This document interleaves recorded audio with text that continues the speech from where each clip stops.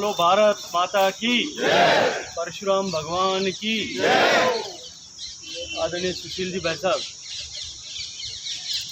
और हम आदरणीय धर्मनारायण जी भाई साहब, आदरणीय घनश्याम जी, मंच पर आसीन श्रद्धा मूर्ति आदरणीय सुरेंद्र जी भाई साहब, मंच पर आसीन, मंच के सामने बैठे हुए सारे गुरु मूर्ति सबके श्री चरणों में प्रणाम करता हूँ, वंदन करता हूँ।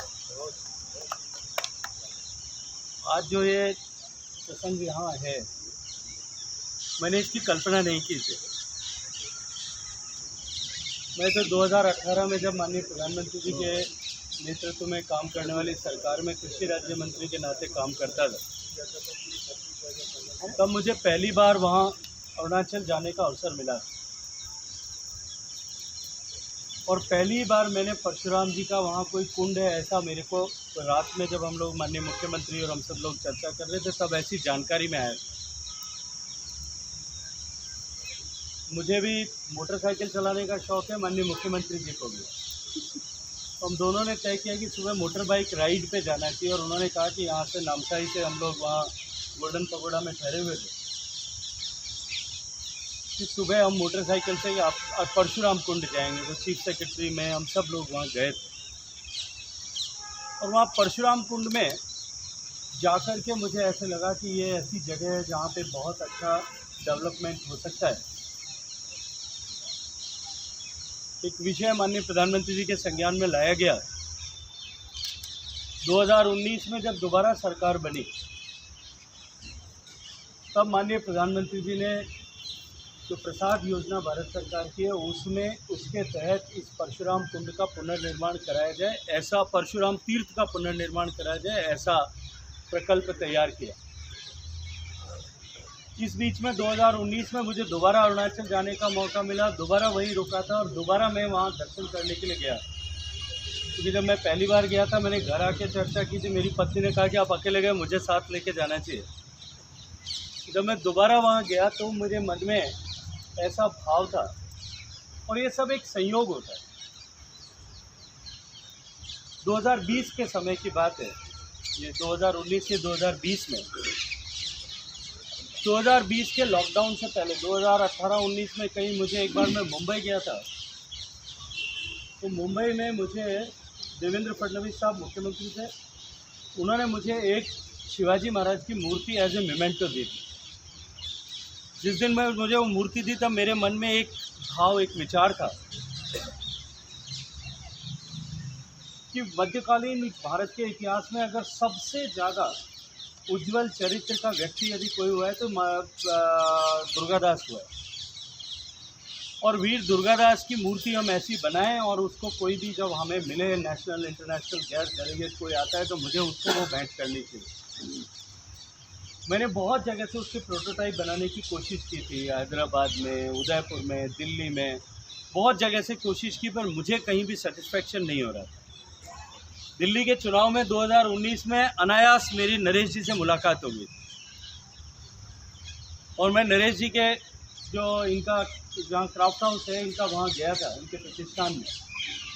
तब मैंने इनसे कहा कि मुझे दुर्गादास जी की एक मूर्ति बनानी है, ऐसी मेरी कल्पना है। उस समय कोविड का लॉकडाउन आ गया था। उसके बाद में मुझे लगता है लॉकडाउन में हमने लगभग 100 घंटे इसके ऊपर काम किया होगा कि दुर्गादास जी की मूर्ति का अश्व कैसा होना चाहिए, उस समय का योद्धा कैसा होना चाहिए, इस एक एक माइन्यूट डिटेल को। और हर बार जब मैं फ़ोन पे बात करता था मुझे लगता था कि अब की बार नरेश जी मैं बात करूंगा तो मेरा प्रोजेक्ट छोड़ देंगे कि मैंने घोड़े में इतने परिवर्तन करा दिए। पर उन्होंने मूर्ति को बनाया, वो बन चुकी थी। तो मेरे मन में जैसे ही जब मैं दोबारा वहाँ गया और मैंने चीफ सेक्रेटरी साहब को ये बताया कि इस तरह से जो आप काम कर रहे हो इसमें इस पहाड़ी पर एक मूर्ति बननी चाहिए, उन्होंने तुरंत उसको एक्सेप्ट कर लिया और कहा कि हम जो सरकार की स्कीम बना करके भेजेंगे इसमें इसको इंक्लूड करेंगे। मैंने नरेश जी को वहीं खड़े खड़े टेक्स्ट किया था कि नरेश जी मैं 4 फ़ोटो भेज रहा हूँ उस लोकेशन के, उस फ़ोटो के ऊपर मुझे मेरी ऐसी कल्पना है कि एक भव्य मूर्ति बननी चाहिए। रात को उन्होंने मुझे मूर्ति का एक प्रोटोटाइप बना करके मोबाइल पर भेजा और मैं जब वापस आया तब वो प्रोटोटाइप मेरे हाथ में था। उन्होंने करीब 2-2.5 फुट की एक मूर्ति बना करके मुझे दी थी, क्ले की मूर्ति बना कर FRP की। हमने उसके ऊपर भी कुछ घंटे लगाए कि जो मेरे मन में कल्पना थी कि जो है भगवान परशुराम जैसे तपस्वी व्यक्ति का शरीर कैसा कितना बलिष्ठ होना चाहिए, मुझे लगा कि ये थोड़े इसको और इम्प्रूवमेंट करने की ज़रूरत है। नरेश जी ने उसको किया। कुछ दिन बाद में दोबारा जब मैं नॉर्थ ईस्ट की मीटिंग करने के लिए असम में गया, तब वो प्रोजेक्ट सैंक्शन हो गया था, लेकिन मुझे बताया गया कि वो मूर्ति नहीं बन सकती क्योंकि भारत सरकार में मूर्ति बनाने का प्रावधान नहीं है। तब मैंने उस दिन संकल्प किया कि ये मूर्ति, क्योंकि मैंने तय किया है कि मेरे मन में विचार है तो मुझे ये मूर्ति बनानी चाहिए। मैंने चीफ सेक्रेटरी और चीफ मिनिस्टर दोनों कहा कि मैं ये मूर्ति बनाऊंगा।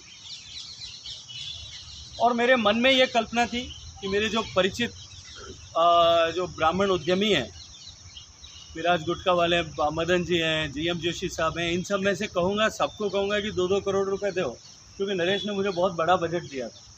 तो इन सबको कहूँगा कि 2-2 करोड़ रुपए तुम दो और मैं ये मूर्ति बना करके एक बार वहाँ लगवा दूँगा, क्योंकि मेरे मन में ऐसी संकल्पना थी। कुछ दिन बाद में मैं जोधपुर गया था। आदरणीय घनश्याम जी मेरे मेंटर हैं और मैंने घनश्याम जी भाई साहब से इस विषय पर चर्चा की। मैं कहा भाई साहब मुझे ऐसा मैंने मन में सोचा है। तो घनश्याम जी से और डॉक्टर नगेंद्र शर्मा जी से, दोनों से मैंने इसकी चर्चा की थी, अलग अलग इनसे बात की। मैंने कहा मेरे मन में ऐसा संकल्पना है कि ऐसी मूर्ति बननी चाहिए और मैंने ये संकल्प किया भी है। तो भाई साहब ने मुझे ये आइडिया दिया कि ये केवल 2-4 लोग बनाएंगे तो वो उन 2-4 लोगों का ट्रेडमार्क होकर के रह जाएगा। समाज इसमें साथ जुड़ना चाहिए, समाज जुड़ना चाहिए। ये मन में भाव तो था और उसको लेकर के एक डर भी था, और वो डर इस बात का था कि जोधपुर में एक वीर दुर्गादास की स्टैचू लगी हुई है मसूरिया हिल पे। हमारे आदरणीय स्वर्गीय भीम सिंह जी सुवर्णा ने एक संकल्प किया था कि मारवाड़ के हर घर से पैसा इकट्ठा करूंगा और 1-1 रुपये इकट्ठा करके दुर्गादास की मूर्ति बनाऊंगा। जब तक दुर्गादास की मूर्ति नहीं बना लूँगा तब तक एक समय भोजन करूँगा और चप्पल नहीं पहनूँगा। रिटायर्ड कमर्शियल टैक्सेशन ऑफिसर थे वो, और दाढ़ी नहीं काटूँगा। तब 25 साल तक एक समय भोजन किया और पाँव में चप्पल नहीं पहनी, और जब तक भगवान के घर गए तब तक दाढ़ी नहीं काटी।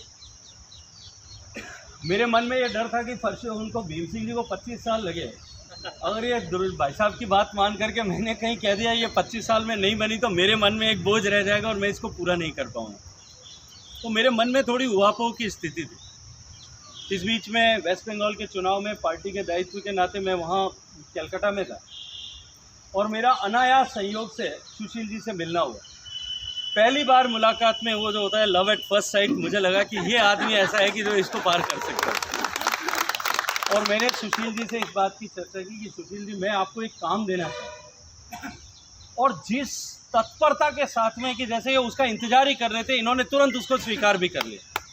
इन्होंने कहा कि आप ये काम अगर हमको दोगे इससे अच्छा काम हमारे लिए कोई नहीं हो सकता, हम इसको पूरा करेंगे।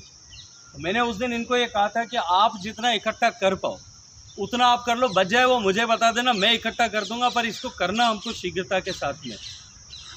नरेश जी के साथ में इनको कनेक्ट किया। उस समय जो वहाँ चीफ सेक्रेटरी थे नरेश कुमार जी, उनको और चीफ मिनिस्टर दोनों को मैं इसके लिए धन्यवाद दूंगा कि दोनों ने इसको प्रोएक्टिवली लिया। अरुणाचल प्रदेश सरकार ने जो हमको सहयोग करना था वो सारा सहयोग जो हमारी कल्पना थी उसके अनुरूप किया भी। और मुझे अत्यंत प्रसन्नता है कि इसकी फाउंडेशन जो है, और वहाँ आप में से जिन लोगों को जाने का अवसर मिला है, वहाँ जो पूजा मूर्ति थी उस मंदिर में बनी हुई थी, वो एक बाबा जो पिछले 60-65 साल से बाबा वहाँ हैं, हरिहरानंद जी, वो भी एक जो है उनकी भी कमिटमेंट को सैल्यूट करना चाहिए कि वो 65 साल पहले पैदल चल के वाराणसी से वहाँ पहुँचे थे। तब तेजपुर का ब्रह्मपुत्र का पुल भी नहीं हुआ करता था। वो किस तरह से पैदल वहाँ पहुँचे होंगे और उन्होंने वहाँ पे उस जगह को जागृत किया। और वो भी सन जो है आज से 60 के दशक का समय, जब उत्तर पूर्वी भारत में लगातार 5 साल तक भूकंप आने के बाद में सब कुछ तहस नहस हो गया था, ऐसी परिस्थिति थी। और उसी भूकंप के समय में परशुराम कुंड का जो ओरिजिनल स्वरूप था वो खंडित हो गया। अब एक वो रहा है, उसको हम फर्दर वापस डेवलप कर सकते हैं। वहाँ पे जो है, अभी मैं जब लास्ट टाइम गया था तो मैंने कहा ये कैप्सूल लिफ्ट लगानी चाहिए। वो बुजुर्ग आदमी अगर आएंगे वो सीढ़ी उतर करके नहीं जा सकते, वो लिफ्ट में बैठे नीचे जाएँ, अपना स्नान करें, पानी लें और वापस लिफ्ट से ऊपर आ जाएं, वो भी प्रोजेक्ट सैंक्शन हो गया। तो ये जो कल्पना की, उस कल्पना को साकार करने का काम जो है आदरणीय सुशील जी ने किया। और मुझे खुशी है कि अभी जब माननीय गृह मंत्री जी का कार्यक्रम तय हुआ, उसके साथ में एक वहाँ का जो है अष्टधातु की प्रतिमा एक वहाँ लग जाए, 6 फुट की आदमकद प्रतिमा लग जाए, जो पूजा मूर्ति के रूप में वहाँ रहे। और माननीय गृह मंत्री जी ने उसका जो है प्रतिष्ठा भी की और इस मूर्ति का शिलान्यास भी किया। पहले कार्यक्रम तय हुआ था, फिर उस कार्यक्रम में कहीं कुछ थोड़ा गड़बड़ झाला हो गया सरकारी व्यवस्था में, जिस तरह से होता है, क्योंकि माननीय गृह मंत्री जी को इस बात की जानकारी भी नहीं। नीचे से प्रोग्राम बना करके स्टेट ने भेजा, किसी अधिकारी ने उसमें लिख दिया होगा ये क्या मूर्ति वूर्ति है, हमारे कोई प्रोग्राम में नहीं है, वो प्रोग्राम कैंसिल हो गया। भाई साहब का मेरे पास में फ़ोन आया, और क्योंकि जिस दिन प्रोग्राम था उससे 2 दिन पहले धर्मनाथ जी भाई साहब मैं दोनों साथ ही जयपुर से आए थे। 18 तारीख की बात है शायद, रात को कोर कमेटी की मीटिंग के बाद मैंने गृह मंत्री जी को सिंपल सुबह एक फ़ोन किया था। भाई साहब ने उसको थोड़ा विस्तार कर दिया, मैंने कुछ नहीं किया। मैंने सुबह उनको फ़ोन करके कहा कि भाई साहब इतना बड़ा विषय है और आप वहाँ जा रहे हो, उसका आपको 5 मिनट का समय आपको उनको देना चाहिए। क्योंकि मुझे सुशील जी ने थोड़ा घबराहट के साथ में कहा था अपने तो 5 मिनट मिलेंगे, एक बार वो कुछ उसकी प्रतिष्ठा कर देंगे, हमारा इतना काम हो जाएगा। तो भाई साहब ने कहा मैं उनके साथ में मिलूँगा भी, उनके साथ में चाय भी पीऊँगा, उनके प्रोजेक्ट में बात भी करूँगा, वहाँ भाषण भी दूँगा, सब काम करूँगा। और मेरे मन में ये पहले दिन से कमिटमेंट रहा, जब मैंने प्रधानमंत्री जी को बताया तब भी, कि ये जगह आने वाले समय में अरुणाचल प्रदेश की इकोनॉमी का ग्रोथ इंजन बनेगी। और हर साल 5-10 साल में ये परिस्थिति हो जाएगी कि हर साल वहाँ 1 करोड़ टूरिस्ट जाएगा। अभी भी 1-2 लाख लोग केवल और केवल जो उनके यहाँ जो मेले का दिन होता है उसमें 1-2 लाख लोग जाते हैं। 1 करोड़ लोग साल भर में वहाँ जाएंगे। और अभिनंदन करना चाहता हूँ देश के प्रधानमंत्री का कि उन्होंने ये तय कर दिया कि वहाँ रेल भी वहाँ तक जानी चाहिए। तो ये प्रोजेक्ट जो है सुशील जी ने अभी ये कहा है कि हम ये 11 करोड़ इकट्ठा करेंगे, खाता बंद कर देंगे। मैं आज आपको बता देता हूँ कि ये बंद होने वाला नहीं। अभी ये वहाँ पे मूर्ति की स्थापना होगी, उसके बाद में वहाँ बड़े सारा एक भवन बनाने के ऊपर भी सुशील जी और ये सब लोग, ये टीम काम कर रही होगी। कि आज इन्होंने इसलिए कहा है कि आप लोगों को ज़्यादा बोझ महसूस नहीं, इसलिए इन्होंने वहीं तक ब्रेक लगाया है। लेकिन ये निरंतर चलता ही रहेगा, हम रहेंगे नहीं रहेंगे। लेकिन भगवान परशुराम की प्रेरणा जो है केवल ब्राह्मणों के लिए नहीं, पूरे हिंदू समाज के लिए, हिंदू धर्म का पालन करने वाले लोगों के लिए और पूरी दुनिया में जिस तरह से भारत का प्रभुत्व बढ़ेगा, आने वाले समय में पूरी दुनिया के लिए प्रेरणास्पद स्थान जो है ये स्थान बनने वाला है। मैं तो, मेरे लिए तो इससे ज़्यादा मेरे लिए शायद मुझे लगता है कि कोई ऐसा पवित्र अवसर नहीं हो सकता कि आप आज 200-300 लोगों के चरण मेरे घर में पड़े, मेरे घर पवित्र हो गए और मुझे आप सब लोगों का आशीर्वाद मिला, तो मुझे लगता है कि मेरा जीवन भी सफल हो गया है कि शायद मैं कुछ एक ऐसा इतर काम कर पाया। और ये जो यज्ञ है, जैसा भाई साहब ने कहा, ये सामूहिक यज्ञ है। और जब सामूहिक यज्ञ होता है सबको उसमें थोड़ी थोड़ी संविधा डालनी चाहिए। तो मेरे को तो सरकार क्या थोड़ी तनख्वाह देती है, मुझे ज़्यादा पैसे मिलते नहीं। पहले जब मैं काम करता था तो ज़्यादा मिलते थे। शंकर सिंह साहब के पास में थोड़ा पैसा वैसा होता है। मैं इनसे आग्रह करूँगा कि ये इनकी तरफ से आपको जो है इस ट्रस्ट में 11 लाख रुपए इनकी तरफ से मैं जो आऊँ कि मुझे तो सरकार कुल मिला के साल में 12 लाख तनख्वाह देती, तो इसलिए मैं तो कर नहीं सकता। और साहब को निवेदन करूँगा कि ये जो है, और मुझे विश्वास है अयोध्या मंदिर के समय में भी मैंने कहा था, जाकर के हाथ जोड़े, मैं कहा साहब आपको कुछ करना चाहिए, तो इन्होंने सहर्ष किया। तो यहाँ भी ये मुझे पूरा विश्वास है कि जो है मैंने निवेदन किया है तो शायद हो ही जाएगा, मतलब शायद नहीं पक्का ही हो जाएगा। तो इसके साथ में आप सब लोग यहाँ पधारे, मेरे को आशीर्वाद दिया, मैं आप सब के चरणों में विनम्र भाव से जो है आप आराधना करता हूँ, वंदना करता हूँ। मेरे मन में कहीं भी 1% भी कहीं ऐसा भाव नहीं था कि इसको लेकर के मुझे कोई धन्यवाद भी दे। मैं तो शुद्ध भाव से, शुद्ध हृदय से मेरे मन में प्रेरणा हुई और मैंने तय कर लिया कि करना है और हो गया। और देखिए, कोई भी भाव आपके मन में सृजित होता है तो वो अपने आप नहीं होता, अनायास नहीं होता। ऐसे 50 जगह जाते होंगे, शायद नहीं होता होगा। ईश्वर ने शायद मुझे उसके लिए चुना होगा। कहीं पता नहीं किसी जन्म में मैंने तो किए होंगे कि नहीं, हम परिवार वालों ने किसी ने अच्छे कर्म किए होंगे कि मुझे मेरे मन में वो भाव उदित हुआ और वो भाव जो है वो फलित भी हो जाएगा। इसके लिए शायद कहीं न कहीं मेरे पूर्वजन्मों का, मेरे परिवार के पूर्वजन्मों का फल उदित जो है वो पुण्य प्रकट हुआ है। उसके लिए भी मैं आप सबके श्री चरणों में प्रणाम करता हूँ। भगवान को जो है उसके लिए कोटि कोटि आभार व्यक्त करता हूँ। भगवान का जो है शुक्रिया अदा करता हूँ कि मुझे ऐसा काम करने का अवसर प्रदान किया। आप सबका बहुत सारा अभिनंदन, सबका आभार, बहुत बहुत बहुत अभिनंदन। बोलो भगवान परशुराम की जय। जोरदार तालियों से स्वागत किया जाए। माननीय मंत्री जी ने ये भाव व्यक्त किया है कि उसका उद्घाटन तो प्रधानमंत्री जी के हाथों से होना चाहिए।